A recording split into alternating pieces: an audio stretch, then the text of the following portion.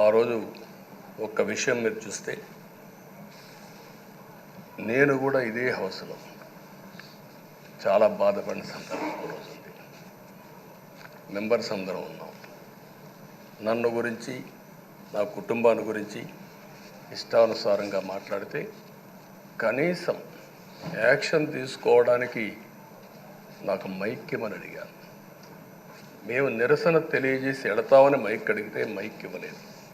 ఇవ్వకుండా మీరు చూస్తే మామూలు సంఘటన కాదు. ఆ రోజు నేను ఒక మాట చెప్పాను, ఇది గౌరవ సభ కాదు, మీరు నాకు మైక్ కూడా ఇవ్వడం లేదు.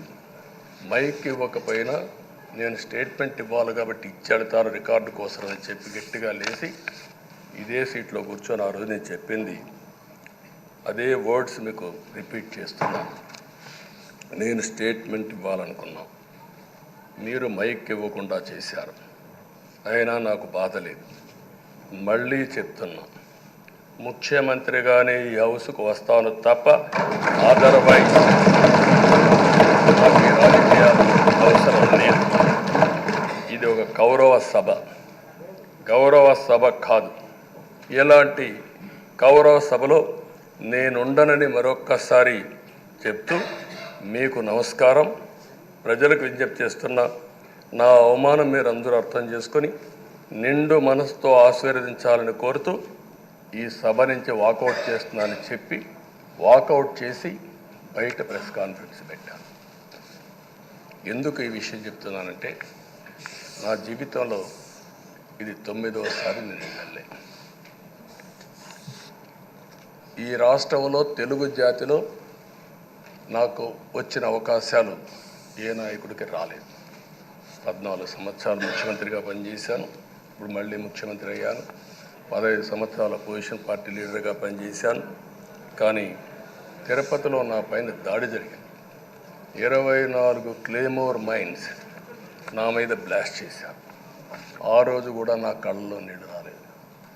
మొట్టమొదటిసారిగా ఎలాంటి సంబంధం లేని నా సతీమణి పైన ఆరోపణలు చేశారు.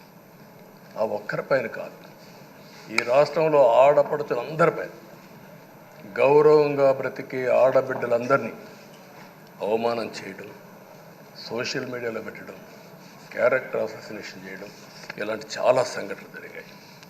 దానికి పరాకాష్ఠగా మరో శాసనసభ్యులు కానీ,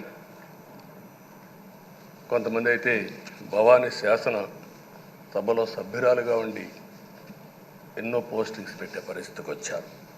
అలాంటి సంఘటనలు చూసిన తర్వాత ఫస్ట్ టైం నా జీవితంలో ఆడబిడ్డల కోసరం ఇలాంటి హననాన్ని చేశారని బాధపడుతూ కంటతడి పెట్టాను. ఆ రోజే అనుకున్నా, ఇలాంటి పార్టీ ఈ రాష్ట్రానికి అరిష్టం, ఇలాంటి వ్యక్తిత్వం ఉండకూడదు. మళ్ళీ ఈ రాష్ట్రాన్ని గౌరవ సభ చేసి హోందాగా నడిపించే వరకు నేను పనిచేస్తానని చెప్పి ఒక శపథం చేశాను. ఆ శపథం ప్రకారమే ప్రజలు గెలిపించారు, వచ్చాను. ఈరోజు 2 సంవత్సరాల తర్వాత, ఆ రోజు నేను వెళ్ళింది 2021 నవంబర్ 19వ తారీఖున వెళ్ళాను. నిన్న మీ అందరి ఆశీస్సులతో, ప్రజలందరి యొక్క ఆమోదంతో ఈ సభలోకి ఎంటర్ అయ్యాం.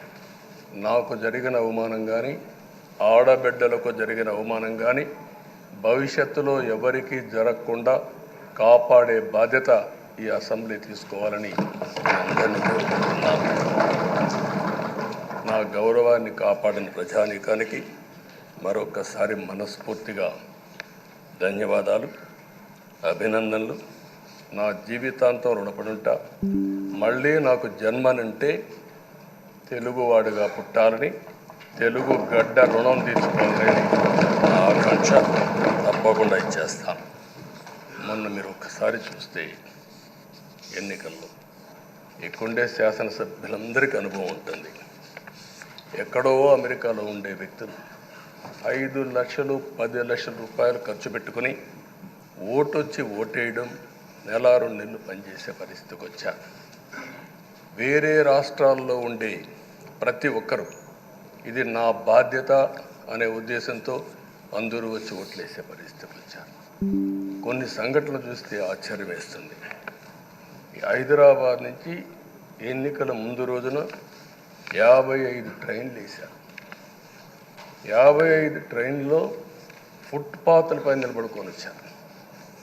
ఏసీలో ఫుల్గా, మామూలుగా ఏసీ అంటే ఒక ప్రెషర్ ఉంటుంది, ఎక్కువ మంది ఉంటే గాలి ఆడదు. అయినా కూడా లెక్క పెట్టుకోకుండా వచ్చారు.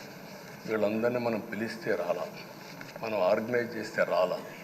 కానీ ప్రజలు గెలవాలి, ఈ రాష్ట్రాన్ని కాపాడుకోవాలని పిలిపించాం. ఎన్డీఏ, పవన్ కళ్యాణ్ గారు, బీజేపీ, తెలుగుదేశం ముగ్గురం కలిసి దాంతో స్పందించి పెద్ద ఎత్తున ప్రతి ఒక్కరూ మా బాధ్యతను వచ్చారు.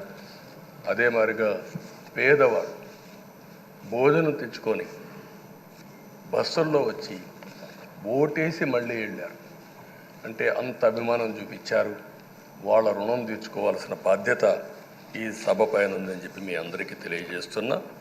ఆ బాధ్యతని మన కళ్ళ ముందు ఎప్పుడూ కనపడవలసిన అవసరం ఉంది. ఈరోజు రాష్ట్రం విధ్వంసమైన రాష్ట్రాన్ని మళ్ళీ గాడిన పెట్టాలి. మంత్రులందరం ప్రమాణ స్వీకారం చేశాం, పవన్ కళ్యాణ్ గారు అందరం కూడా చేశాం. కానీ ఈరోజు ఒక్కసారి ఆలోచిస్తే ఎక్కడున్నామో తెలియని పరిస్థితి, ఎంత అప్పు ఉందో తెలియని పరిస్థితి, చాలా సమస్యలు ఉన్నాయి. అయితే ప్రజలు మంచి ఎమ్మెల్యేలు ఎన్నుకున్నారు. నేను కానీ, పవన్ కళ్యాణ్ గారు కానీ, బీజేపీ కానీ, అగ్రనాయకత్వం అందరం కూడా, నరేంద్ర మోడీ గారితో సహా, ఇంకొక పక్క అమిత్ షా గారు, అందరం కూడా మీటింగ్లు పెట్టినప్పుడు చాలా స్పష్టంగా హామీలు ఇచ్చాం. అవి నమ్మారు, మనలందరినీ ఎంపిక చేసుకున్నారు. మీరందరూ కలిసి ఒక మంచి వ్యక్తిని, రాజకీయాల్లో గౌరవాన్ని కాపాడే వ్యక్తిని, పార్టీని నమ్ముకున్న వ్యక్తిని మీరు ఎన్నుకున్నారు. ఈరోజు మనందరం కూడా గుర్తుపెట్టుకోవాల్సింది, ఇక్కడికి వచ్చినప్పుడు అవతల పార్టీ వాళ్ళు కూడా మనం ఎగతాళి చేయాల్సిన అవసరం లేదు. ప్రజలు పనిష్మెంట్ ఇచ్చారు. ఇదే హౌస్లో నేను చూశాను, 23 సీట్లు మాకు వచ్చాయి. నేను బాధపడ్డాము. కానీ ప్రజాస్వామ్యాన్ని గౌరవించాలనే ఉద్దేశంతో ప్రజాస్వామ్యుతంగా పనిచేశాం. 23వ తారీఖు ఎన్నికల రిజల్ట్స్ వస్తే దాన్ని వక్రీకరించి 23వ తారీఖున దేవుడు రాసిన స్క్రిప్ట్ ఇది, మీకు 23 సీట్లు వచ్చాయని మాట్లాడారు. ఇప్పుడు నేను అడుగుతున్నాను, కూటమికి 164 సీట్లు వచ్చాయి. 1, 6, 4 కూడుకుంటే 11 వస్తుంది. రాష్ట్రంలో దగ్గర 1631 రోజులు అమరావతి రైతాంగం ఆడబిడ్డలు ఉద్యమం చేశారు. ఆ 4 నెంబర్లు కలుపుకుంటే 1, 6, 3, 1 కలుపుకుంటే 11 వస్తుంది. అంటే ఇది కూడా భగవంతుడి స్క్రిప్ట్ అయినా కూడా నేను మాట్లాడడం లేదు, నేను కామెంట్ చేయడం లేదు. ఈరోజు ఉంటే వాళ్ళకు కూడా అర్థమయ్యేది. వాళ్ళు ఉండకుండా పోవడం అనేది వాళ్ళ పిరికితనం తప్ప ఇంకోటి కాదని చెప్పి కూడా నేను మీకు తెలియజేస్తున్నా. అయితే నేను ఇక్కడుండే సభ్యులను కూడా మిమ్మల్ని కోరుతున్నా, మనం ప్రజా సమస్యలపైన దృష్టి పెట్టాలి తప్ప వీళ్ళ మీద కాదని చెప్పి కూడా నేను మీకు తెలియజేసుకుంటున్నాను. ఆ రోజు పవన్ కళ్యాణ్ గారిని అసెంబ్లీ గేటు కూడా తాకనీయం అని పెద్ద పెద్ద డైలాగులు చెప్పారు.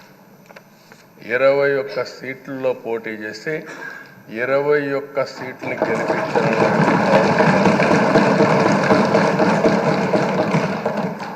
వైనాట్ 175 అని చెప్పి 11 కూడా తెచ్చుకోలేని నాయకత్వం. అంటే ఏ విధంగా మాట్లాడారు అనేదానికి ఇది ఒక ఉదాహరణ. ఆ రోజు పవన్ కళ్యాణ్ గారు చాలాసార్లు, నేను కూడా అన్నాను, బయట చాలామంది అభినందించారు.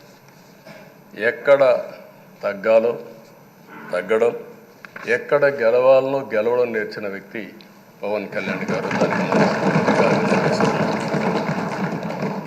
ఈరోజు మనందరం కూడా గుర్తుపెట్టుకోవాల్సింది, రాజకీయాల్లో సుదీర్ఘమైన రాజకీయాల్లో ఉన్నాం. మొత్తం కలిసి 16వ సభ. మీ అందరికంటే సీనియర్ మోస్ట్ నేను. 8 + 1 9వసారి. అంటే 16 సభల్లో 16వ సభ 9 సభల్లో ఉన్నాను. అంటే అన్ని సభలను చూశాను. నా జీవితంలో ఎప్పుడూ చూడని సభ మొన్న జరిగిన సభ, 15వ శాసనసభ. కానీ ఇప్పుడు నేను కోరుకునేది మీ దగ్గర నుంచి, అది ఒక చెడు సభ కింద, ఒక కౌరవ సభ కింద మనం భావించాం. కానీ అత్యున్నతమైన సభగా 16వ శాసనసభని నిర్వహించే బాధ్యత మనందరిపైన ఉంది. గౌరవప్రదంగా నిర్వహించాలి. అదే సమయంలో ఇక్కడుండే ప్రతిపక్షాల దృష్టిలో పెట్టుకొని కాదు, 24 గంటలు మనం ప్రజలతో ఉండాలి. ప్రజాప్రభుత్వంగా ప్రజలకు జవాబుదారితనంగా ఉండాల్సిందిగా నేను మిమ్మల్ని అందరినీ కోరుకుంటున్నా. ఈరోజు మనందరికీ అధికారం ఇవ్వడం కాదు, అతి ముఖ్యమైన బాధ్యత